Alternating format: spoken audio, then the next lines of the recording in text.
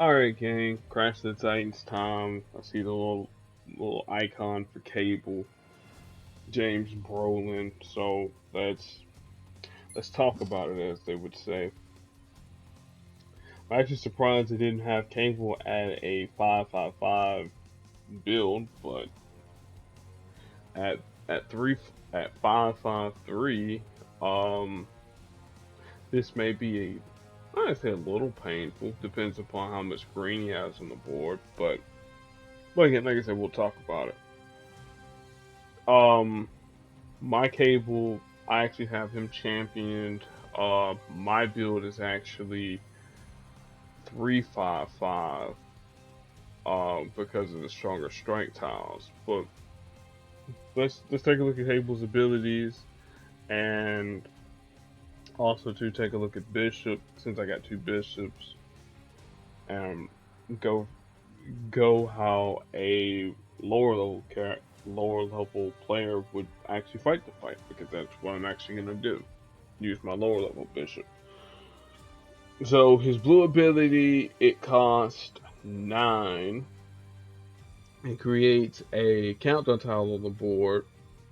Um, and anytime that you match a any green tile that's on the board, as long as the countdown tile is on the board, you create some number of green charge tiles. Those charge tiles, um, obviously generate triple AP, and also too you are stunned for some number of turns. Okay.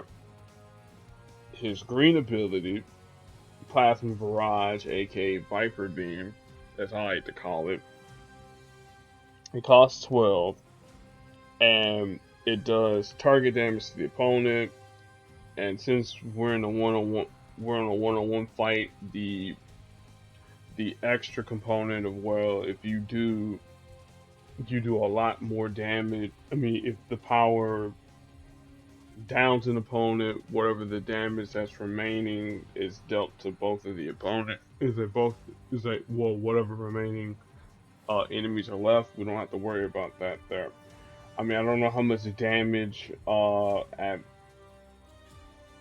at 235 this is gonna do, but I would presume that's gonna be more than enough to take out at least a lower level Cable. And then finally, the yellow ability, Veteran Instincts, which costs 9 in yellow. It it creates strike tiles on the board, and well, since again this is a one-on-one, we don't have to worry about the extra component about additional strike tiles being created.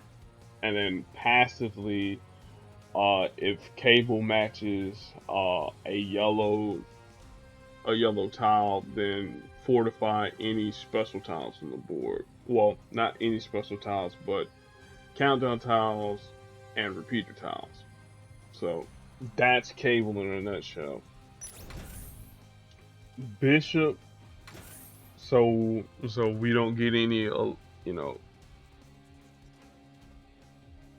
any conflicts. We're gonna look at my lower level Bishop, because my high level Bishop, if I accidentally click on that, then I'm gonna be kind of grr. So he's a red, blue, yellow user. Um, okay, the maxed out health of Bishop for 370 would be 32,000 and some change. Here again, I'm probably going to train him up a little bit from level 70, because I got the isolate to do it. So his red ability is overclocked. It costs 6. He creates a excuse me, a black countdown tile on the board that, I mean, hell no, it's not a black countdown tile. I don't think. No, I'm thinking about Worthy Cat. So he creates a countdown tile that's on the board. Oh, it is a black countdown tile, so I was right. So it's a black countdown tile on the board, and while this counter tile is on the board, Bishop absorbs damage, and then whenever the counter tile reaches 0, Bishop does whatever the whatever damage, what he does a percentage of damage back to the opponent. So in this case here, it'd be 75% of the damage. At level 5, which is what I have it at, it'll be 200% of the damage, or 225.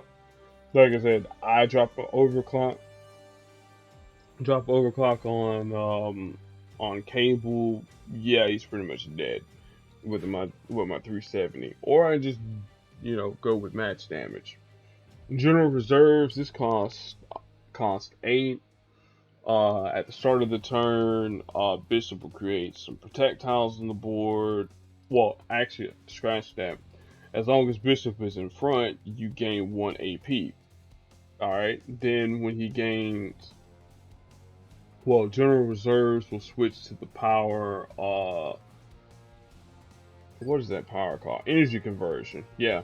So yeah, he does create a projectile. I knew I was right about that. Yeah, so he creates a projectile, gains 1 blue AP, and then the power becomes Energy Reserves. Energy Reserves cost 8, and it will stun the target for some number of turns, and deals damage as well. So 1 turn does a small amount of damage, and then it reverts back to General Reserves. At level 5, it does 2 turn stun, does a little bit more damage. Like we'll look at it with the 370 Bishop, 2567, and then like I said, overclock that's more or less the same. And then finally, for the future, is his yellow ability that's both a passive and an active. Trying to do this here off of memory. I know I can stare at the screen, but I'm gonna do this here from memory. It costs 10. Bishop can convert any enemy special tiles on the board to friendly projectiles. Yep. And then if there are at least 6 or more projectiles on the board, at least at this level here, okay, so there's 6 or more, period, then you convert 2 friendly projectiles into blue basic tiles, and once you get to level 5, it increases it to 5, and then stronger friendly projectiles. And excuse me, at 370, stronger projectiles at 10, and then even stronger projectiles 14. Is that almost 1400? Well, almost 1500. All right. Because I know my Bishop isn't going to survive at level 70, because that's foolish. We'll bump him up to 147. We'll spin the ISO 8 because I got it. All right, and then what we'll do, since again we're fighting this here as we would if we were a low level, I'm gonna bring a boost of red. I'm bringing in a boost of blue, and we're going from there. Now, if this Bishop here gets down, I'll use another health pack, try it again, and if he doesn't get the job done on the 3rd time, then I'll break up the 370 and then just face stomp him. So let's take a look at least Cable's version of Plasma Barrage. Oh yeah, that would have downed Bishop at 3 set. I mean at the original level that I had him at. So main thing we want to do, we want to deny blue, we want to deny yellow, and we want to deny green.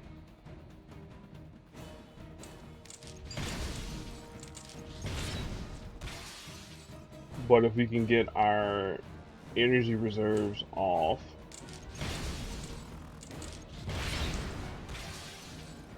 we can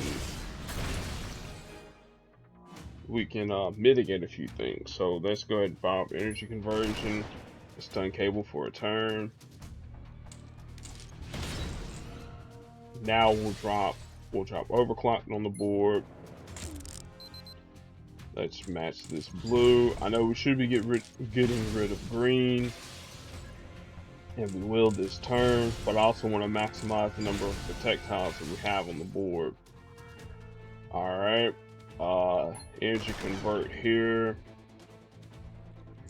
Cable get dealt a little bit of damage. There's for the future. Get a match 5. More energy conversions. Pop off more.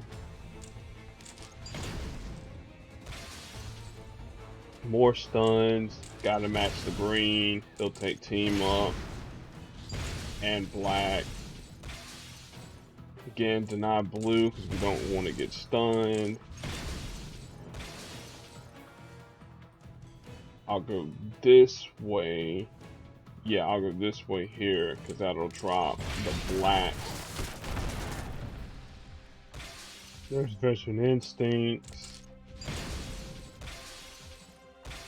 Alright, there's more for the future. Energy conversion, get stunned.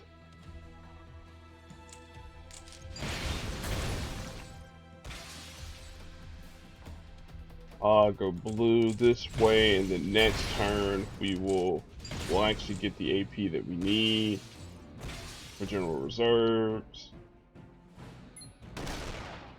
Again, just literally repeat this process here until the cable is done. So I'm gonna go this way so we can set up some blue. Alright, now I'll overclock. Actually, no. Well, energy convert. I lied.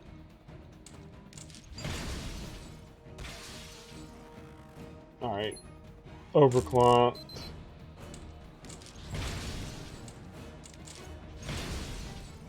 Again, I'm gonna let cable give us a little bit of damage.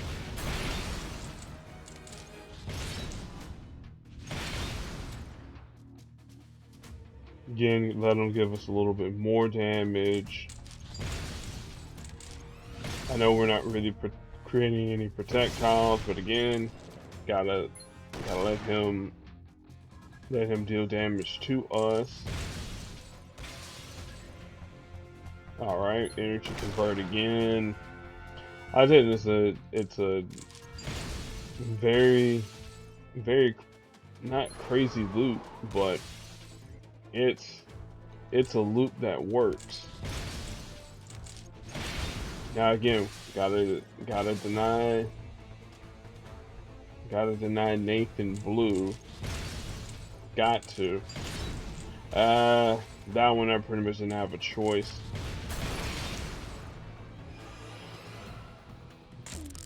Alright, he'll make that green red match. Energy convert. Grab more blue. Grab even more blue. Stun him again. Grab blue. Much as I want to grab the yellow, I'll grab the blue. I'll match the black going this way because if I go here, that leaves green out and that makes me stunned. Or I could match it this way here. Yeah, I think I'll match it that way there. Alright.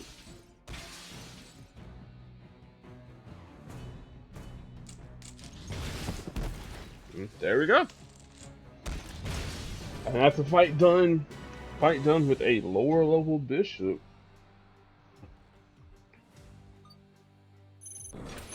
So once you get your energy conversions going, boom. Put a little bit of ISO'd into the man, and he got the job done. Man, it's the first time in a long time that I've done a low level Crash of the Titans fight um without having the character championed. So yay me. So let's actually take a look at Bishop. 370. As I mentioned beforehand, with the overclocked 225 damage, you know, retaliated back to the enemy. Uh, if you really want to think about it like this here, think 4-star Ghost Rider. Like anytime, like whoever uh dealt the most damage, if you want to think about it like that, there. Overclock. I mean, it's a solid ability. It's just how Bishop was beforehand. Yeah, that was the- just insanely stupid. Again, I'm not going to question who was the person that designed it because, well, that's kind of how Bishop kind of worked in the comics. I mean, he had an upper limit as to what he could and couldn't absorb, but you know, um, but yeah, overclock. I definitely would just put that there at 5. You know, at 225% retaliatory damage. Just sign me up, please. Um,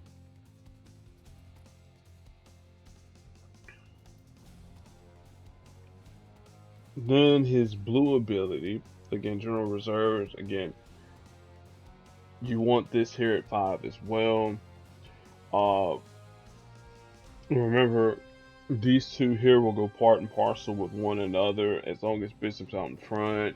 You know, create a projectile, then you gain blue AP. It's just whenever you have the 5-star characters that are in the mix, they will tend to, you know, tank all the other colors. You know, especially someone like Beta Ray Bill with his blue. But as long as you have enough blue and enough projectiles on the board, you can consistently pop General Reserves off. Like especially with someone like Polaris or whatever. Make a match, get your projectiles, da da da da da. The stun component for 2 turns, it does damage. I'm fine with that there. I'm saying at least it wasn't a 4-turn stun. Like again, I don't know. Say the person that designed the power, hey, say originally, man, you did your job, sir or madam. And then for the future, again, really at 3, cause you know converting one enemy special tile, you know, it's not anything to write home about. And then also too, the other components about creating converting 2 friendly tiles, convert 2 friendly projectiles into 6 basic blue tiles. Like you can set up some pretty insane cascades if you got a character that can manipulate boards with blue, or that want to have blue. All right. Now, as far as Bishop's best partners or people you can pair him up with, again, another mutant like Polaris. Like you could go Polaris, Bishop, and then the new Kate Pride. If you've been playing the game long enough, it's like I'm pretty sure Bishop would be able to tank for Kate Pride, especially with the red and the yellow. Polaris will probably tank. Uh, Purple. Well, actually, yeah, she would actually tank blue, purple and green over Bishop because hers will be 170 in purple with Polaris, and then Bishop's would be his purple would be 194. I mean 149. I got number dyslexic there. I shouldn't have though. But as you can see in 5-star land, so I mean 4-star land, jeez, 4-star land, like everybody's power levels are pretty much consistent. So that would be an option. You know, you match projectiles with Bishop. Then Polaris will do her thing, creating projectiles, and then with Kate Pride, she does her thing, and then you can use Kate's yellow to create blue projectiles on the board, which that will fuel Bishop even more. And then you got an option of, okay, do I want to have a 4-turn stun with strike tiles or a 2-turn stun that does damage and put protect tiles on the board? So again, they're a they're they are a sufficient unit, but again, this is not something that you could easily roll around with in PvP. Like you could like for a simulator team. I mean, I would, if I were at the level where I could use Bishop and Polaris and Kate Pride in the simulator to take out a 5-star team, I would try and do that there. But I'm not at that point in the game anymore. I'm trying to think of other projectile users. Again, well, not necessarily Luke Cage because he wants his projectiles made whenever an enemy fires off a power. So don't use Luke Cage. Um, Maybe a Mr. Fantastic. Maybe is like with his blue ability, you can stun stun the target for for multiple turns and then do damage based on the number of special tiles you got on board. I mean that's an option. Not necessarily 4-star Black Panther because him and Bishop they'll have conflicts and their powers. I mean, yeah, you would want Black Panther's yellow off more reliably than Bishop's. Um, Blue is kind of a wash. What do you want? More projectiles? Do you want to stun somebody for 2 turns and do damage? And then the red ability again. Do you want Bishop out in front, or do you want to strengthen up fortified strike attack or projectiles? You know. Sam Wilson. That's again that's reaching too. I mean, even though Sam can convert all the other tiles on the well, basic yellow tiles on the board to be protect tiles, and then his blue uh, decreases the amount of countdown tiles and increases the strength of protect tiles, which that kind of goes against what Bishop wants because Bishop wants to have the projectile out. I mean the countdown tile out as long as humanly possible. I don't know, maybe somebody like Bagman, Spider Man, like if you got the overclocked out and then you use something like Snarky Remark, or actually use snarky remark team up to increase the length of Bishop's overclock, and then have there's somebody that can heal the team. I mean that's an option. Again, I'm just throwing some thoughts out there, like a Medusa maybe. Um, I don't know if you really want to run Lockjaw though, because Cause I wouldn't know how the jump in front mechanics would work. It's like, okay, you master projectile. It's like okay, Lockjaw jumps in front, and then Bishop gets back in front after Lockjaw does his thing. Like, I don't know how in the world that would work. Um, I would say Dean to a degree, because I mean she can heal with her green. Her blue creates countdown. I mean, projectiles on the board. So you know that's a possibility. But again, outside of the projectiles, like what are what is really being added to the equation that like other characters can't already do. Again, America Chavez and Karnak again. They would just be there doing most of the heavy lifting, so that's not really something like, oh, Bishop is doing something. Nah, Carolina and Karnak are pretty much doing all the heavy lifting there. So I wouldn't even recommend them two there. It's like with Caroline, I mean America and Karnak, you could put Talos in as a third, and like that's a team there. It's like, but really, it's like you have two characters that are already doing the heavy lifting. It's like the third, like not doing anything. So,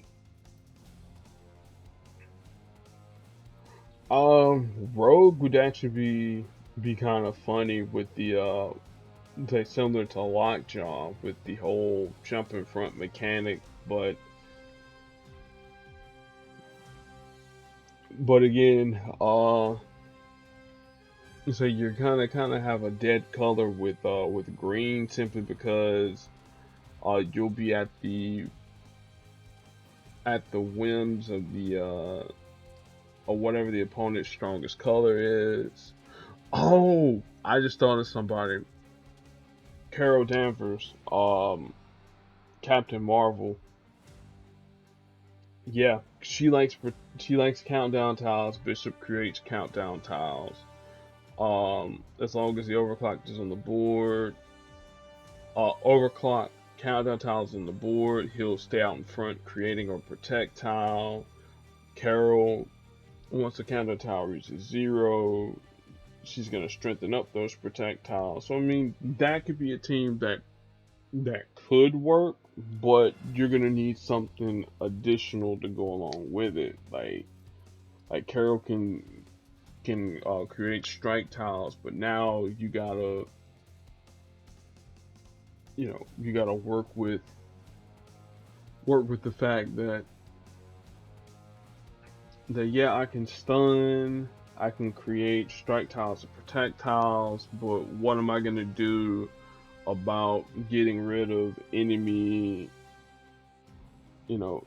special tiles, or well, I mean, I know Bishop can do it with his yellow, but what am I gonna do about if things start to get out of hand? Like, do I have any team attacks that I can do to get rid of somebody quickly out of a fight? You know what I'm saying?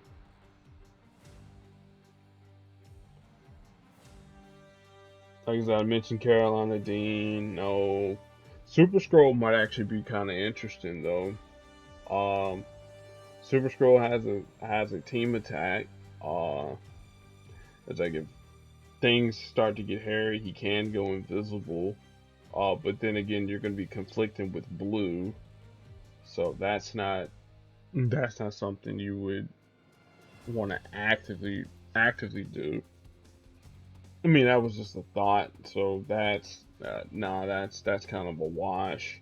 Ghost would be like the same similar thing to Karnak and America Chavez. Like Ghost to be doing most of the heavy lifting with her insane match damage.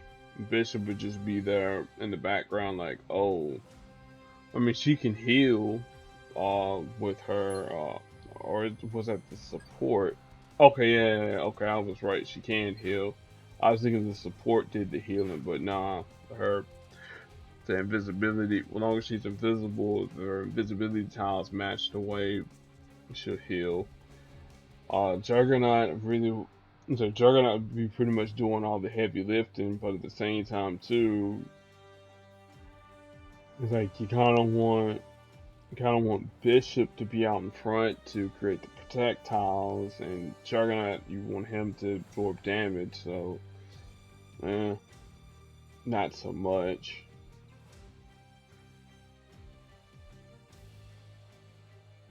I don't like I said. I mentioned Kate Pride. She could work.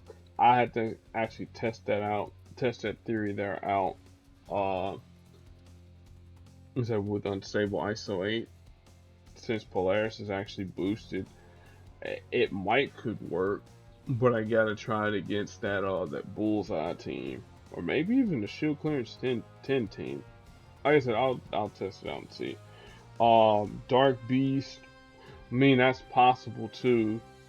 Is a anytime is a if you get Dark Beast, Polaris, and Bishop out there, okay, you got a reliable stun with Polaris, but now you got to do something with the team damage too. And then if Dark Beast happens to put his blue out, well, I don't know. Okay, so this is the Hydra Stomper artwork or cover. Okay, cool, cool, cool, cool, cool, cool.